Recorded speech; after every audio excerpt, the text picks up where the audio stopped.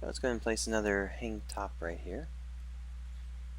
And this time around, we'll take a look at the final property for it. And this is going to be the hang position. So hang position right now in center means that it's going to move the player basically center to center. So if the hands are up at the top, it'll look like it's grabbing the top of it there. Just a current issue is that if you go to negative value and it looks like it's going this way, it's actually intended to go to the top. So this will be fixed once I fix it. But just to let you know, so if you have it up here, you may see the player down here at the bottom part, and you just want to change the number around for it. But what we can do, let me go ahead and just kind of set this up so you can see a couple of ways you can approach it. So I'm going to take this one, we'll go ahead and take this all the way down to the bottom right here. And then for the trigger box, I'm going to leave it here just for a moment so you can kind of get the idea of what happens. If the player is going to try to get to the hang position, but the trigger box is out of the way in terms of the player is going to fall out of it, when they try jumping for it, you might get something that looks like this because he's making his way up, then he's out of the trigger box, then he falls back down into the box. So it's kind of just a cycle over and over again.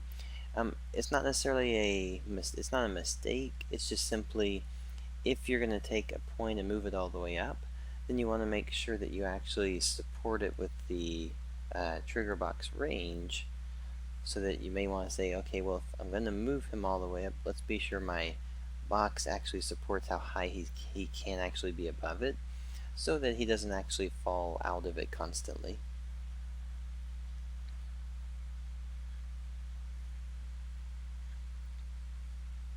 So that on this one, then when we hit it, he'll look nice and smooth as he's on there, and he comes off of it. So do you see how the speed, when he hits the bottom part of this trigger box, he goes from here and then speeds up to get to the top? That's all going to be based on the connection speed. And two ways that you want to smooth that out. One way is that you can take the connection time and you can increase it. Maybe you want it to be 1 full second, and usually you want to base it on how fast is the player jumping when he's connecting onto it. But the connection time can be set for it, but also the trigger box itself. Usually what you want to do is make sure that the box is where the player is going to actually be connecting. That way the moment he connects, it looks like it's going to be more of a natural feel to it. But we'll go ahead and we'll do a little fun thing here. I'm going to say connection time takes 3 seconds. And then we'll make the trigger range on the bottom. We'll actually make it go down right here. Let's go right above there. Alright. So this one, more just for show, so you can see you can actually do this, that when they get, and you can make the timer longer on the connection, but you can make it more like a tractor beam, is that once he starts to jump on, it actually starts to move him upwards towards it. Let's see if we can get him where he's going down, and then he'll come back up. Yeah.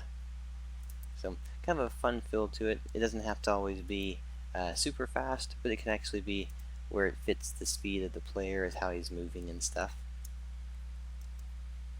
There you go. Alright, so it's going to be a basic setup for all the general properties for the hang. We'll take a look at doing the left and the right and the bottom just to see how they work and how we can use them.